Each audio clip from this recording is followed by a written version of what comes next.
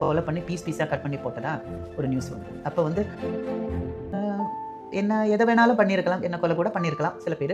அப்படியா? ஆமாம், கொலை கூட பண்ணியிருக்கலாம். அது தடுத்தது ஐயா தான். அவ்வளோ பெரிய பிரச்சனை சந்திச்சிங்க? பிரச்சனை தெலுங்கு. ஆமாம், பிரச்சனை பண்ணி நான் அவங்கள கொலை பண்ணி பீஸாக கட் பண்ணி நடந்துட்டு இருக்கும்போது அவங்க வெளியில் வரணும், இல்லைன்னா உள்ளே போய் குத்தி கொலை பண்ணிவிடும், இல்லைன்னா மூஞ்சில் ஆசிட் ஊற்றிடும்னெல்லாம் டிரைவர்ஸ் யூனியன்லேருந்து 2-3 பேரெல்லாம் பேசி பிரச்சனை பண்ணி ஐயாவுக்கு ஃபோன் பண்ணி பேசி போலீஸ் அகம்படியோடு தான் நான் வீட்டுக்கு போனேன். அதுக்கப்புறம் இண்டஸ்ட்ரியே அந்த டைமில் கொஞ்ச நாள் ஷூட்டிங் இல்லாமல் പതട്ടமாக இருந்தது.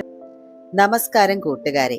മലയാള സിനിമയിലെ ശാലീന സുന്ദരി, തെന്നിന്ത്യയിലെ സിനിമയുടെ പ്രിയ നായിക അംബിക എന്ന് കേൾക്കുമ്പോൾ നമുക്ക് ഓർമ്മ വരുന്നത് മനോഹരമായിട്ടുള്ള ആ ചിരിയും മികച്ച കഥാപാത്രങ്ങളും ഒക്കെ തന്നെയാണ്. നമ്മുടെ ലാലേട്ടനേക്കാളും മമ്മൂട്ടിയെക്കാളും താരമൂല്യം ഉണ്ടായിരുന്ന ഒരു ഒരു കാലത്ത് സൗത്ത് ഇന്ത്യൻ ഭരിച്ചിരുന്ന ഒരു നടി എന്ന് വേണം ഇവരെ പറയാൻ. എന്നാൽ അവരുടെ കരിയറിന്റെ ഉച്ചസ്ഥായിയിൽ നിൽക്കുമ്പോഴാണ് സിനിമാ ലോകത്തെ തന്നെ ഒന്നടങ്കം സ്തംഭിച്ച ഒരു വാർത്ത പുറത്തു വന്നത്. അംബിക ഒരു കൊലപാതകി എന്നതായിരുന്നു ആ ഒരു വാർത്ത. എന്തായിരുന്നു ആ സംഭവത്തിന് പിന്നില്? ആ പ്രതിസന്ധിയിൽ നിന്ന് അംബിക എങ്ങനെയാണ് രക്ഷപ്പെട്ടത്? നമുക്ക് വിശദമായിട്ട് തന്നെ നോക്കാം. ஒரு டிரைவரை கொலை பண்ணி பீஸாக கட் பண்ணி போட்டதா ஒரு நியூஸ் வந்து. அப்போ வந்து என்ன எதை வேணாலும் பண்ணியிருக்கலாம், என்ன கொலை கூட பண்ணியிருக்கலாம் சில பேர். அப்படியா? ஆமாம், கொலை கூட பண்ணியிருக்கலாம். அது தடுத்தது ஐயா தான். அவ்வளோ பெரிய பிரச்சனை சந்திச்சிங்க? பிரச்சனை சந்திச்சு. அந்த டைமில் பெரிய பிரச்சனை வந்து கொஞ்ச நாள் இண்டஸ்ட்ரியில் ஷூட்டிங்கே நடக்கலையே, ஷூட்டிங்கெல்லாம் நின்றுடுச்சு. அது உங்களுக்கு தெரியுமான்னு எனக்கு தெரியும். ஒரு டைமில் அந்த படம் அது நடக்கும்போது நான் வந்து நம்ம டைரக்டர் வாசு அண்ணனோட கன்னட படம் ஜீவன ஜோதி ஷூட்டிங் ஏவிஎம் ஸ்டுடியோவில் சம்சாரம் மின்சாரம் செட்டுக்கு முன்னால் நடந்துட்டு இருக்கு. அப்போ தான் ஒரு பிரச்சனை வந்தது. நான் வந்து ஏதோ ஒரு டிரைவரை கொலை பண்ணி பீஸாக கட் பண்ணி போட்டதா ஒரு நியூஸ் வந்தது. அப்போ வந்து என்ன எதுன்னு அதை பற்றி எதுவும் கேட்காம சில டிரைவர்ஸ் யூனியனில் இருக்கிற சில ஆளுங்க, அவங்கெல்லாம் சில 2-3 பேர் இப்போ இருக்காங்க. அப்புறம் இறந்து போன ஒரு டைரக்டரோட ஒய்ஃபு, அவன் டைரக்டரும் போச்சு, அந்த அம்மாவும் போச்சு. அவங்க எல்லாருமா சேர்ந்து பிரச்சனை பண்ணி, ஆமாம், பிரச்சனை பண்ணி நான் அவங்கள கொலை பண்ணி பீஸாக கட் பண்ணி கொலை பண்ணுறதுக்கே டைம் இல்லை. அப்புறம் எப்படி பீஸாக கட் பண்ணுறதுக்கு டைம் ஆகாது? சரி, எப்படி கட் பண்ணி என்னோட கிணத்துக்குள்ளே நான் போட்டேனா இப்படி எல்லாம் சொல்லி இது பண்ணி ஷூட்டிங் நடந்துட்டு இருக்கும்போது அவங்க வெளியில் வரணும், இல்லைன்னா உள்ளே போய் குத்தி கொலை பண்ணிவிடும், இல்லைன்னா மூஞ்சில் ஆசிட் ஊற்றிடும்னெல்லாம் டிரைவர்ஸ் யூனியன்லேருந்து 2-3 பேரெல்லாம் பேசி பிரச்சனை பண்ணி ஐயாவுக்கு ஃபோன் பண்ணி பேசி போலீஸ் அகம்படியோடு தான் நான் வீட்டுக்கு போனேன். அதுக்கப்புறம் இண்டஸ்ட்ரியே அந்த டைமில் கொஞ்ச நாள் ஷூட்டிங் இல்லாமல் பதட்டமாக இருந்தது. அந்த டைமில் அப்படியெல்லாம் பேசாதீங்கன்னு சொல்லி எனக்காக பேசின கொஞ்சம் நபர்களில் ஒருத்தர் டி ராஜேந்தர், ராதா ரவி அண்ணா, அவங்க தான். அதனால் அவங்கன்னா எனக்கு அவ்வளோ மரியாதை. அந்த டைமில் வந்து கேட்ட உடனே அப்படி நம்பிடலாமா சொல்லுங்கள்? நான் அந்த மாதிரி ஆளா?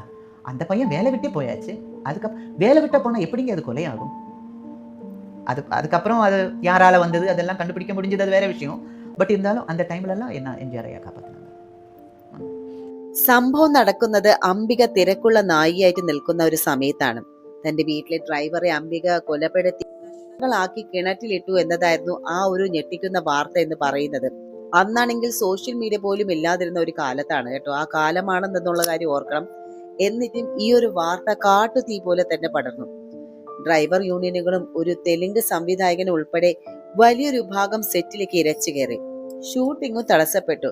ഇൻഡസ്ട്രി തന്നെ നിലച്ചു പോയ ഒരു വലിയൊരു അവസ്ഥ തന്നെയായിരുന്നു ആ ഒരു ടൈം എന്ന് പറയുന്നത്. മുഖത്ത് ആസിഡ് ഒഴിക്കുമെന്നും വീട്ടിൽ കയറി കൊല്ലുമെന്നൊക്കെയായിരുന്നു ഭീഷണി എന്ന് പറയുന്നത്. പോലീസ് അകമ്പടിയോടെയാണ് അന്ന് അംബികയ്ക്ക് വീട്ടിലേക്ക് പോകാനും കഴിഞ്ഞത്. മാനസികമായിട്ട് തകർന്നു പോയ ആ ഒരു ഘട്ടത്തിൽ അവർ ആത്മഹത്യയെക്കുറിച്ച് പോലും ചിന്തിച്ചു. എന്നാൽ ആ സമയത്ത് അവർക്ക് തുണയായതോ തമിഴ് മക്കൾ ദൈവത്തെ പോലെ ആരാധിക്കുന്ന സാക്ഷാൽ എംജിആർ ആയിരുന്നു. അദ്ദേഹത്തിന്റെ ഇടപെടലാണ് അംബികയെ ആ ഒരു വലിയ ദുരന്തത്തിൽ നിന്നും രക്ഷിച്ചത്.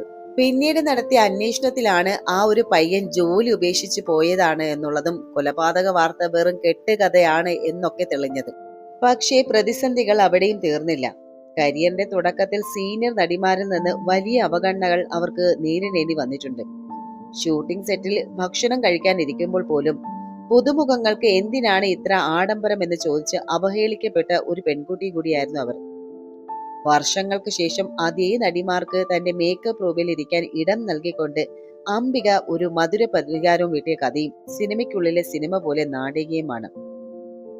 ജീവിതത്തിലെ എല്ലാ തകർച്ചകളിൽ നിന്നും ഉയർത്തെഴുന്നേറ്റ അംബിക ഇന്ന് ചെന്നൈയിലെ തന്റെ മക്കൾക്കൊപ്പം സന്തോഷമായിട്ട് ജീവിക്കുന്നു.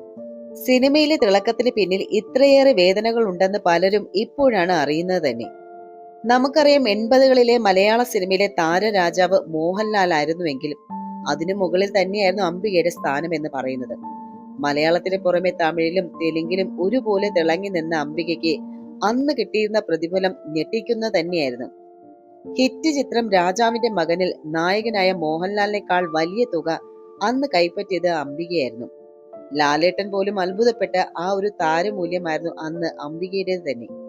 സിനിമയിൽ തിളങ്ങി നിന്നപ്പോൾ പോലും അംബികയുടെ സ്വകാര്യ ജീവിതം പ്രതിസന്ധികൾ നിറഞ്ഞതായിരുന്നു. 1988 പ്രേംകുമാറുമായിട്ടുള്ള വിവാഹശേഷം സിനിമ വിട്ട് അമേരിക്കയിൽ പോയെങ്കിലും 8 വർഷത്തിനുള്ളിൽ ആ ബന്ധം തകർന്നു. ആ ബന്ധത്തിൽ 2 ആൺമക്കളുമുണ്ട്. പിന്നീട് 2000 നടൻ രവികാന്തിനെ വിവാഹം കഴിച്ചെങ്കിലും അതും വെറും 2 വർഷം മാത്രമേ നീണ്ടു നിന്നുള്ളൂ. എന്റെ വിവാഹങ്ങൾ പരാജയപ്പെട്ടത് ഞാൻ സിനിമയിൽ അഭിനയിച്ചത് കൊണ്ടല്ല, അത് വ്യക്തിപരമായിട്ടുള്ള കാര്യങ്ങൾ കൊണ്ടാണ് എന്ന് അവർ തുറന്നു പറയാനുള്ള ആർജവം അംബിക അന്നും കാണിച്ചു. ഇവിടെ കൊലപാതക ആരോപണത്തിന് പിന്നാലെ മറ്റൊരു വിവാദവും അംബികയെ തേടിയെത്തിയിരുന്നു. തിരുവനന്തപുരത്തെ ഒരു വിവാഹ ചടങ്ങിൽ അംബിക മദ്യപിച്ച് അബോധാവസ്ഥയിലായി എന്നുള്ള വാർത്ത സോഷ്യൽ മീഡിയയിൽ വലിയ ചർച്ചയായിരുന്നു. എന്നാൽ ഇതൊന്നും തന്നെ ബാധിക്കില്ല എന്ന് പറഞ്ഞ് അംബിക സിനിമയിൽ തന്റെ സാന്നിധ്യം അറിയിച്ചുകൊണ്ടേയിരുന്നു. അംബികയുടെ അനിയത്തി രാധയും മലയാളത്തിലെ വലിയ നായികയായിരുന്നു. ഇരുവരും ചേർന്ന് ചെന്നൈയിലെ ARS സ്റ്റുഡിയോ എന്നൊരു വലിയൊരു സംരംഭം തന്നെ പടുത്തുയർത്തി. തകർച്ചകളിൽ ഒന്നും തളരാതെ, ശത്രുക്കളുടെ മുന്നിൽ തല കുനിക്കാതെ ഇന്നും അംബിക സിനിമയിൽ സജീവമാണ്. ഒരു സാധാരണ പെൺകുട്ടിയിൽ നിന്ന് തെന്നിന്ത്യയുടെ സൂപ്പർ റാണിയായ അംബികയുടെ ജീവിതം ഏതൊരു സ്ത്രീക്കും വലിയൊരു പ്രചോദനം തന്നെയാണ്. സിനിമയുടെ വെള്ളി വെളിച്ചത്തേക്കാൾ നാടകീയമായിരുന്നു അംബികയുടെ യഥാർത്ഥ ജീവിതം എന്ന് പറയുന്നത്. ഒരു കാലത്ത് സൗത്ത് ഇന്ത്യ മുഴുവനും ആരാധിച്ചിരുന്ന നായിക ഒരു തെറ്റും ചെയ്യാതെ വലിയൊരു ക്രൂരതയുടെ പേരിൽ വേട്ടയാടപ്പെട്ടു. പക്ഷേ തോറ്റുകൊടുക്കാൻ അവർ തയ്യാറായിരുന്നില്ല. വിവാദങ്ങൾക്കും അവഗണനകൾക്കും മുന്നിൽ പതറാതെ സിനിമയെ തന്റെ തൊഴിലായിട്ട് മാത്രം കണ്ട് അവർ അത് മുന്നേറി.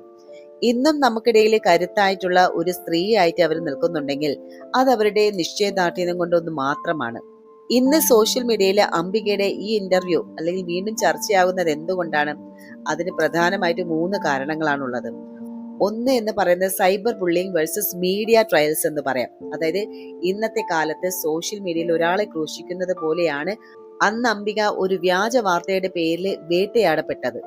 ഒരു തെളിവുമില്ലാതെ ഒരാളെ കൊലപാതകയാക്കി മാറ്റുന്ന ഒരു മീഡിയ ട്രയല് വർഷങ്ങൾക്ക് മുൻപ് അനുഭവിച്ച ഒരു വ്യക്തിയാണ് അവർ. ഇന്നത്തെ സൈബർ ആക്രമണങ്ങൾ നേരിടുന്നവർക്ക് അംബികയുടെ ഒരു അതിജീവനം വലിയൊരു പാഠം തന്നെയാണ്. രണ്ടാമത് എന്ന് പറയുന്നത് പ്രതിഫലനത്തിന്റെ തുല്യത എന്ന് പറയുന്നത്. ഇന്ന് നടിമാർ തുല്യ വേതനത്തിനായി സംസാരിക്കുമ്പോൾ 80കളിൽ തന്നെ സൂപ്പർ താരങ്ങളെക്കാൾ കൂടുതൽ പ്രതിഫലം വാങ്ങി തന്റെ മൂല്യം തെളിയിച്ച ഒരു വ്യക്തിയാണ് അംബിക. ഇത് യുവാക്കൾക്കിടയിൽ വലിയ ചർച്ച തന്നെയാണ്. പിന്നെ ഒരു മൂന്നാമത് എന്ന് പറയുന്നത് ഡിഗ്നിഫൈഡ് സൈലൻസ് എന്ന് പറയുന്നത് മൗനം ഒരു മറുപടി എന്നുള്ള രീതി. തന്റെ വ്യക്തി ജീവിതത്തിലെ തകർച്ചകളെ കുറിച്ചും മദ്യപാന വിവാദങ്ങളെ കുറിച്ചും അനാവശ്യ വിശദീകരണങ്ങൾക്കൊന്നും പോകാതെ തന്റെ ജോലിയിൽ ശ്രദ്ധ കേന്ദ്രീകരിക്കുന്ന അംബികയുടെ രീതിയെ സോഷ്യൽ മീഡിയ ഇന്ന് ക്ലാസ് ആക്ട് ആയിട്ടാണ് വിലയിരുത്തുന്നത്. ഇവിടെ നമുക്ക് കിട്ടുന്ന ഒരു കാര്യം എന്ന് പറഞ്ഞാൽ ലോകം നിങ്ങളെ കുറിച്ച് എന്ത് പറഞ്ഞാലും നിങ്ങളുടെ സത്യസന്ധതയിൽ നിങ്ങൾക്ക് വിശ്വാസമുണ്ടെങ്കിൽ ആർക്കും നിങ്ങളെ തളർത്താൻ കഴിയില്ല. നിങ്ങളെ ഇല്ലാതാക്കാൻ ശ്രമിക്കുന്നവരുടെ മുന്നിൽ മധുര പ്രതികാരം ചെയ്യേണ്ടതും നിങ്ങളുടെ വിജയത്തിലൂടെയാകണം എന്നുള്ളത്. അപ്പൊ നിങ്ങൾക്ക് ഇഷ്ടപ്പെട്ട അംബികയുടെ സിനിമ ഏതാണെന്ന് ഒന്ന് കമന്റ് ബോക്സിൽ ചെയ്യണം കേട്ടോ. കാരണം നമുക്ക് നോക്കാല പഴയകാല റാണിയുടെ ആ ഒരു സിനിമകൾ ഇന്നും പ്രേക്ഷകരുടെ മനസ്സിൽ ഇടം പിടിച്ചിട്ടുണ്ടോ എന്ന് നമുക്കറിയണ്ടേ. അപ്പൊ നിങ്ങൾക്ക് ഇഷ്ടപ്പെട്ട സിനിമ ഏതാണെന്ന് കമന്റ് ബോക്സിൽ തീർച്ചയായിട്ടും രേഖപ്പെടുത്തുക. അതുപോലെ വീഡിയോ ഇഷ്ടപ്പെട്ട ലൈക്ക് ചെയ്യുക. ചാനൽ ഒന്ന് സബ്സ്ക്രൈബ് ചെയ്യാത്തവരുണ്ടെങ്കിൽ ചാനൽ ഒന്ന് സബ്സ്ക്രൈബ് ചെയ്ത് സപ്പോർട്ട് ചെയ്യുക. അപ്പൊ അടുത്തൊരു വീഡിയോയുമായിട്ട് നമുക്ക് വീണ്ടും കണ്ടുമുട്ടാം. അതുവരെ നന്ദി, നമസ്കാരം.